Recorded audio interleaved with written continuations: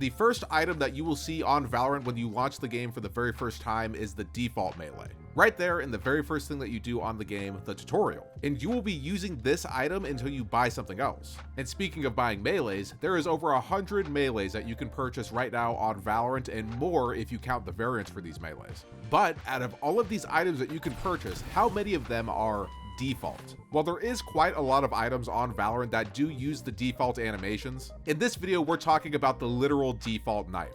And out of the over 100 melees that you can purchase on Valorant, only 4 of them are default reskin knives. These include the oldest being the Prism collection coming out in Valorant's beta, the Nebula collection which came out on August 21st, 2020, which is my birthday, the Ego collection coming out on September 17th, 2020, and the Smite collection which came out on September 23rd, 2020. These are the only 4 default knife reskins in all of Valorant. And I know that there's probably some comments already that are going to be talking about knives like the Blast X knife, the Lux knife, Mage Punk 1.0, Singularity, and the Striker knife, and things of the like. Where all of these differ is that these are all entirely different models altogether. The Blast X knife even has a new animation. While all of these items may share the same animations, they do not share the same model. Otherwise, you can make the argument that the VCT kunai is a default knife just because of those default knife animations that it has. The last real default knife that Valorant ever got was the Smite knife. And I am here to tell you why Valorant is never getting a default reskin knife ever again.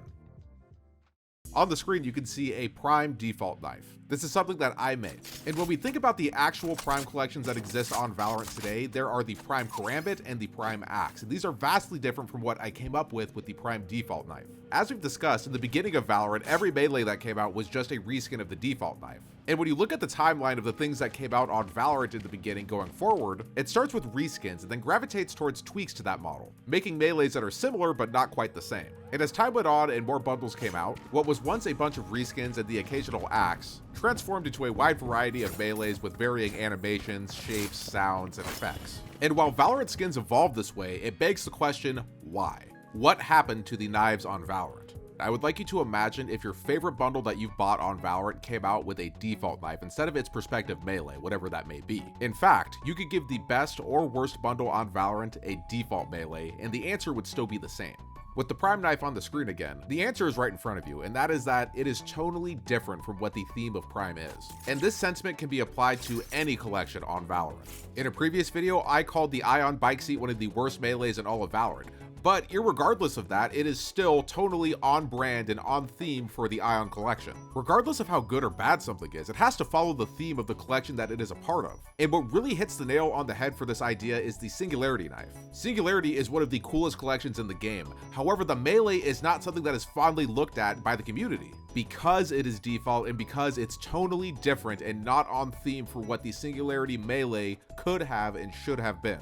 Likewise, in my pursuit for answers of why there's no default knives in Valorant anymore, I reached out to the developers. The associate art director on Valorant, Sean Marino, who is the godfather of Valorant skins, said, "I think the last default knife that we did was either Ego or Nebula, and it was around the time that we said we wouldn't really want to keep doing those. We feel like it's worthwhile to make a model that closely matches the theme of a skin line," which to me makes perfect sense. Speaking in strictly terms of creativity, the developers at Riot who work on the skins are not going to be restrained by the parameters of the default knife. In the beginning when Valorant came out, the developers have noted that they didn't know what a skin in the Valorant universe really was. And that has since flipped into what can a skin be in the Valorant universe. And I know this is going to cause arguments in the comment section, but when you look at a parallel game like Counter-Strike, there is only so much you can do with the melees in that game. And this is by no means a dig, but Counter-Strike is just quite literally based on real life. It focuses on realism.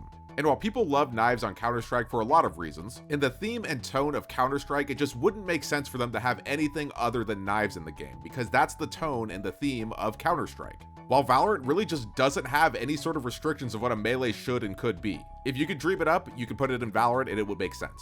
And it is because of this very reason that default knives just really can't exist anymore. The cheapest collection that comes out is going to come out with an item that is not default at all, and therefore is going to just be better than the default knife that you start with. The Battle Pass is always going to have something unique and original, sometimes with variants that you could use, and it won't be the default knife. And while not every single skin collection that has come out on Valorant has been perfect or really even good, the sentiment remains that they always try to one-up themselves. If the artist who made the skins didn't ask themselves what a skin could be, then we wouldn't have skins like Spectrum and Champions that play music.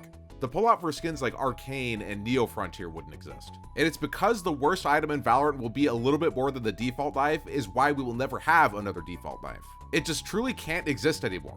And there is a bit of an elephant in the room, and that is the price of the skins on the game. And this is something that the developers really don't want to talk about. I've never personally been spoken to about it because it's sort of a hush-hush thing. Believe me, I have asked. The prices of the skins on Valorant are inconsistent. There is no rule or reason to any of them. It is sort of just they release a skin bundle, they put a price on it, and that's the end of it. I don't think that the artists who designed the skins make the prices of this stuff, but why am I bringing all of this up? I think in a perfect world, the default knife would not disappear, and there would still be default knives that you could buy, but they would be more affordable than even the cheapest collections that have come out in the recent years. Here's the hard truth for you guys. In 2024, inflation is running wild in most parts of the world. Basically, everything that comes out on Valorant is going to be expensive. I say keep it that way, but keep default knives in the game and have those be a cheaper alternative because the default knife doesn't deserve to just disappear like that. A fundamental issue that Valorant has always had is that the knives share the same tier, and I think that we could divide up the tiers of the knives and make there be a battle pass tier for the knives, and by also making every melee be the same tier as the bundle that it's from, instead of just being an exclusive edition. And if this were to happen, the tiers would be a little bit more clear and understandable, and you could have default reskin knives be a standard edition tier, whereas bundles like the Switchback collection could still be cheap and still remain in their deluxe tier, and it would still make sense. I know it's kind of a lot to keep up with, but what I'm saying is that if we clean up the tiers and make them make more sense and make them understandable, then we could have a tier where default reskin knives could fit into. But yeah, that's sort of my take on it and why the default knives have disappeared on this game, sadly. And here are some other default knives that I have made. They're based off of the Wayfinder Shorty, which I think would be really cool to add to the game eventually. Maybe free, that's what I would do. I love you guys so much. As always, I'm Justin and you're not. Like the video if you enjoyed, subscribe if you're new, and click the bell for notifications so you do not miss a single video ever. And leave a comment down below about what you think about the death of the default knife and how we're never going to get one back ever again. I will see you in the next one.